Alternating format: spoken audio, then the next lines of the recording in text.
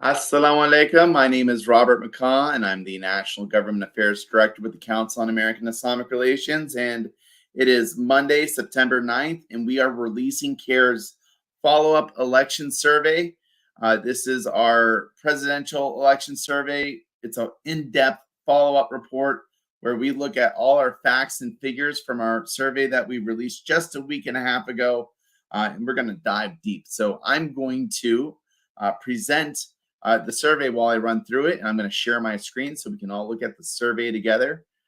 So I'm really excited about this. Hold on one second. Great. So in just about 30 minutes, we will be dropping on our website and on social media this follow-up survey report. Again, from August 25th to the 27th, just 2 days after the DNC had finished, after both presidential party conventions had finished. Once we knew who each presidential candidate and the vice candidate pick were, CARE did a giant survey of 1,500 Muslim voters. We had a sample size of 40,000 numbers we reached out to. It was weighted. The results really were circulated everywhere in the media, where it basically showed that Vice President Harris and Dr. Jill Stein of the Green Party were tied neck and neck at about 29% each, and that Trump had about 10-11% support. Cornel West had shrunk down to 4%.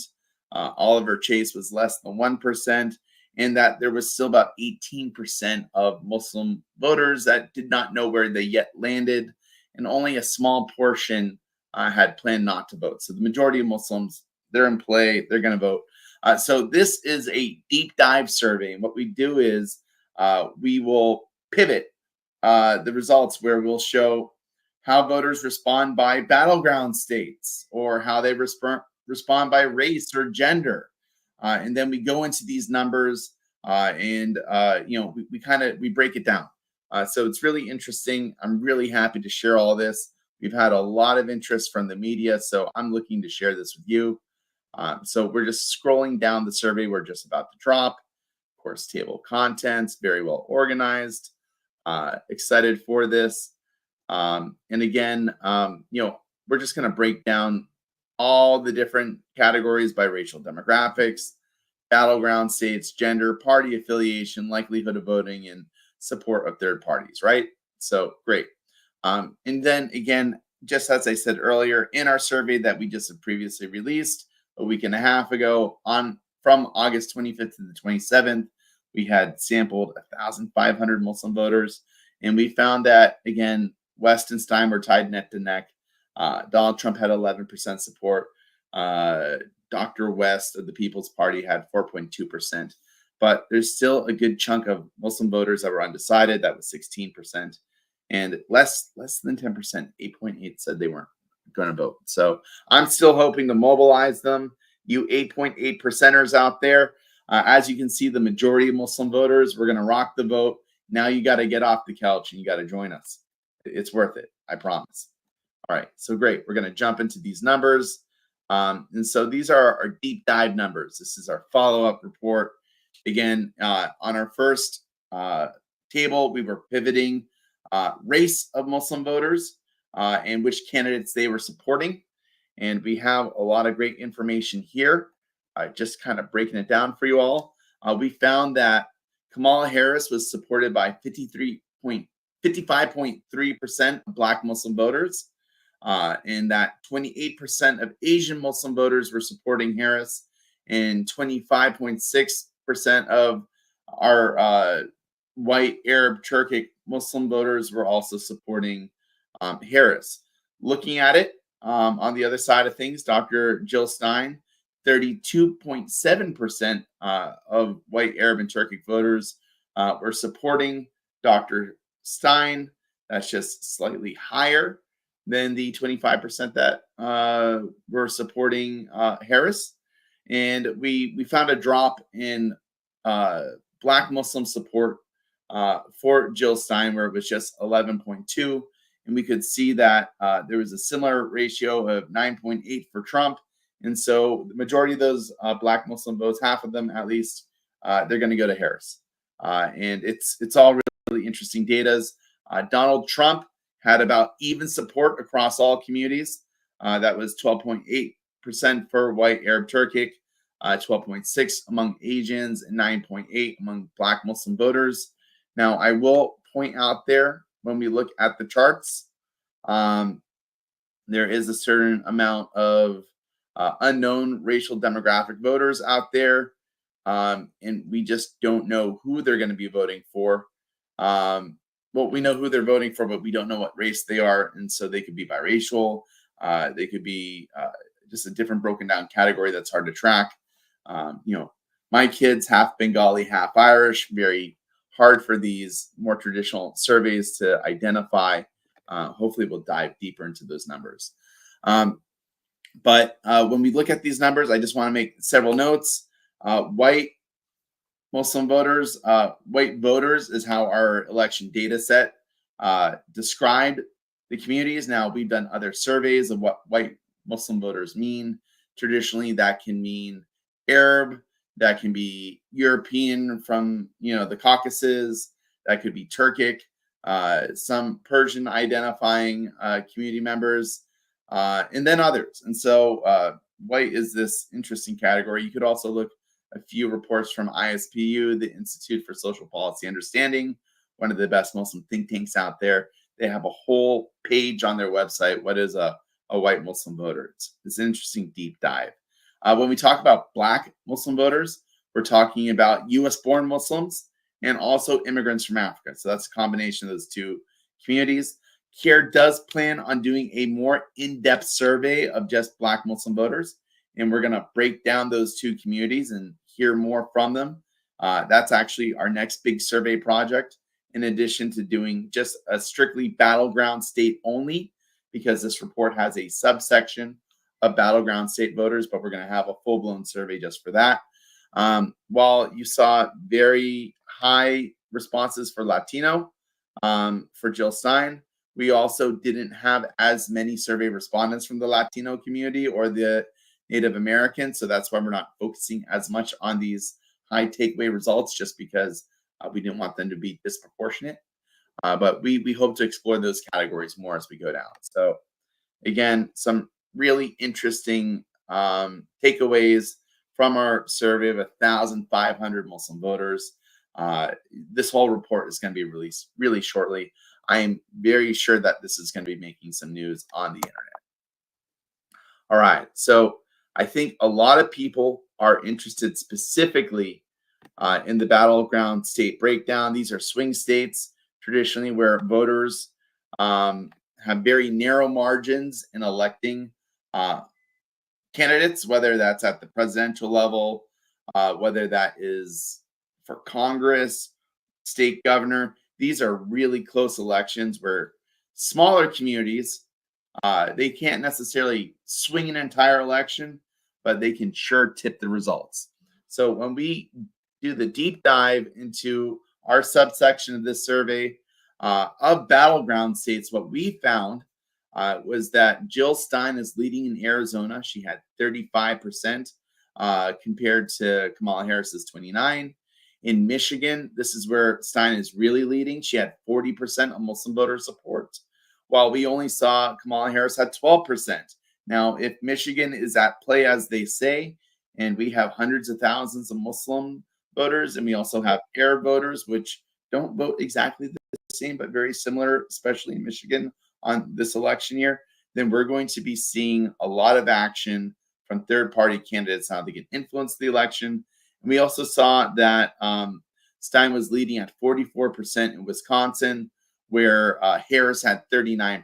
So still close, but Stein leads. The two places that Kamala Harris is leading in a strong fashion, Georgia, as we can see, 39% for Vice President Harris. And also, when we look at Pennsylvania, which is a very tight election state, she had 37% compared to Jill Stein's 25%. Now, what's notable in Nevada, and I'll fix this once we publish this. What is notable is that while Harris and Stein are leading, or at least close in Arizona, where Harris has 29%, where Stein has 35%. Trump has, you know, uh, in that state, he has 15%. And so, if this is an overall very close vote in the state of Arizona, and Harris is only leading by Stein by this small. I mean, Stein leads Harris in this small margin. Stein can actually have a really impactful presence in this election and how that state in particular turns out. So really, all eyes are going to be on Arizona. I think a lot of people are going to have some interesting takeaways for Michigan here. I think this is overall it's interesting to the Muslim community. And again, if Black Muslim voters are supporting Harris in a larger way, it makes sense that she would be leading in Georgia. If Arab, white, Turkic voters are supporting Stein more in places like Michigan, and they're having an influence on how other Black Muslim voters are supporting Harris in that battleground state, definitely one segment of the community is influencing another, and we can see the difference in the results. And then in Georgia, another more higher African American Muslim populated state, you can see why Harris is getting this level of support. So this is all really, really interesting stuff. When we break it down by age, there's evenness in some places and differences in others. And I find this all really interesting, and I have some thoughts on that. But in the matchup between Kamala Harris and Jill Stein, we saw 34% of those ages 50 to 64 and 32% of those 65. Harris receiving more support from older voters. And Stein notably had, among middle-aged Muslim voters, slightly more support with 34%. Among those 30 to 39%, ages 30 to 39. In addition, 33% among those 65 and older. So really, it just kind of pivots among these different age demographics. I think that there's kind of even support across the board for these candidates. We saw, with Donald Trump, he was getting a bump from Muslim voters for age 40 to 49. 30 to 39, also higher than the average responses. You have to remember, overall, 11% of Muslims were supporting Trump. But, in a few breakout places, especially among 30 to 39, 40 to 49, we definitely see more support for Trump. And so, again, some really interesting results here. I think it's all worth breaking down, especially when you're trying to figure out which part of the community you should be appealing to maximize your votes if you're a candidate. When we looked at support of, Stein, Harris, Trump by gender, we showed Muslim women having stronger support for third-party candidates, with 34% backing Jill Stein compared to 24% of men, and 5% of women supporting Cornel West compared to 4%. Harris garnered similar support from both genders, 31% of women, 29% of men.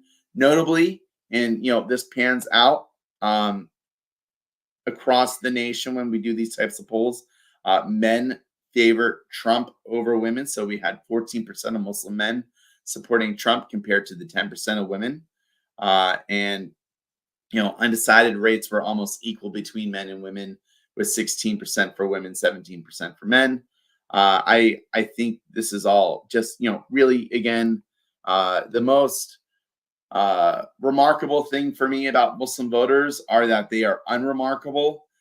When you compare how Muslims vote by age or gender or, demographics, if you look at demographics, while a third of Muslims in America are Black, either domestic born immigrants, they still vote very similar to their other Black communities of other faiths. And so it's more of a racial breakdown than it is by faith. I just find that that's always what's interesting to me.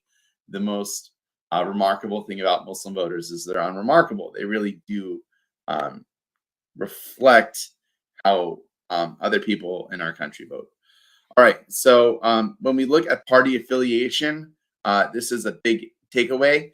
So our voter data set shows how Muslims affiliate by parties, what type of primaries they're primarily voting in, or if they've on voter registrations indicated they're independent. And what we saw was that 33% of Democratic voter respondents they were voting for Harris, and 30% of independents and 11% for Republicans. It would make sense that 48% of Republican voters would be supporting Trump. But we also see a takeaway from some Democrats, where 6% of previously voting Democrats are going to vote for Trump, 11% of independents. West's performance is the same across the board. Jill Stein is pulling very strong from previous Democratic voters, independent voters, 32 and 28% respectively. And we also see that she's pulled away from some traditionally voting Republican Muslim voters, and this could be because of her positions on, Gaza, on the genocide. Chase Oliver, his support overall in our surveys were low, so it would just make sense that again 1% there. We still see a lot of undecided voters out there, and again, we're going to try to get them more informed and to take a position, but that doesn't mean they're not voting. They're just still sitting on the fence. Great. Just pushing through more areas on our survey. Again, similar breakdowns by ideology. For Harris, 35% liberal, 28% moderate. This was interesting, 24% conservative identifying. Now, in our CARE's previous survey, we looked at a larger sample size, over 2,500 Muslims, and we found about, 20% or so of Muslims identify as conservative on social and fiscal issues. And here we can see that 20% of conservative voters here are voting for Harris. And that could just be candidate preference about Trump. That could be a statement on the Republican Party, but it's interesting. These are interesting numbers. Obviously, 20% of conservative voters are for Trump. But then you see that breakdown of liberal, moderate also voting for Trump. And this could still be a response to the Muslim community's, feelings towards the Biden administration, its handling of Israel's genocide in Gaza. Across the board, we see liberal, moderate, conservative voters equally supporting Jill Stein. These numbers are always interesting to me. When we do another deep dive into likelihood of voting. So this part of our survey, we look at the rates of participation of Muslim voters in previous elections and then how they might turn out. And so, high frequency voters are more likely to support Harris, 33% over 25% for Stein. Low likelihood voters, for 49% were supporting Jill Stein over Harris. And, and moderate as well. Moderate, sometimes voters were supporting Jill Stein. Our thinking in-house is that there are a number of voters that are disaffected from the two primary parties of the Democratic Party, the Republican Party. And, this year, Jill Stein is waging an aggressive Green Party campaign, and they're finding appeal in her. So the real question is whether these low to moderate likelihood voters, whether they're going to be inspired enough to turn out in this election and then actually vote for Stein, based on our overall voter poll of the presidential election, which one do you support? With only 9% saying they're not voting. It sounds like a lot of these low to moderate voters, turnout voters, are going to actually be turning out. This is going to have a really interesting impact in the election. Breaking it down a little bit more. on our last slide, when we just look at the last two elections, again, similar data, but if someone voted in the 2022 election, 32% of those voters are supporting Harris versus the 26% that are supporting Stein. When you jump back an election, similar numbers. Overall, Harris still kind of has a lead in those active voters. It might be interesting to see that how these lower likelihood voters turn out, whether they're going to be supporting Stein or not. Trump had a consistent 12% response from the last two elections, and 11% of voters in our survey said they were voting for Trump. We still have this block of 17, 18%, and to 16 of these undecided voters that are still looking to participate in the election. And I think, tomorrow's presidential debate, how things shape up in the next month or so, this is going to have a really big impact on these voters. But again, for me, and I'm just going to highlight this one more time, my most interesting takeaway are how these states are breaking down. Harris getting more support in Arizona. I keep on saying that. Stein getting more support in Arizona, Michigan, Wisconsin, Harris leading in, Georgia, Pennsylvania. All really interesting numbers. So we're gonna release this survey shortly. There's just one or two small tweaks we have to make to the numbers, but we're excited to present them to you. And I would hope you would cover this. And I hope you would, if you're a reporter, you're going to report on this. And if you're a community member, I want you to go to our national feed. And I want you to share these results. So thank you so much for watching this presentation. In the next 30 minutes, we're going to upload everything. And then I would encourage you to share, talk, and get out the Muslim vote. All right. Thank you. And assalamu alaikum.